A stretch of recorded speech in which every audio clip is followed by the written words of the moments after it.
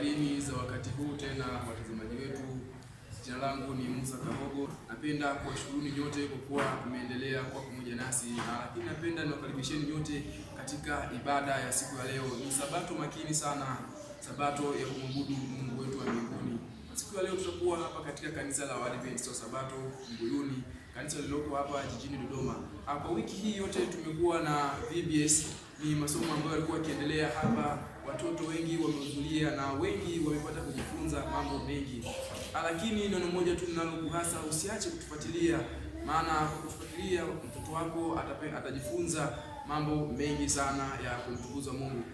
Lakini napenda niwashukuru kanisa la Waadventista wa Sabato hapa Mbuyuni, wamezidi kuwa pamoja nasi na wamezidi kutuamini na kutupatia nafasi ya kuendesha masomo haya katika kanisa hili. Lakini pia napenda niwaalikeni nyote katika sabato siku ya leo. Ni sabato makini. Kuanzia wakati huu tutakuwa live hadi pale itakapotimia saa 12 jioni baada ya kufunga sabato. Endelea kwa pamoja nasi na Bwana atazidi kukubariki. Lakini pia mkurugenzi wa CTF atakuwa hapa katika kanisa hili. Endelea kubarikiwa. Bwana akubariki.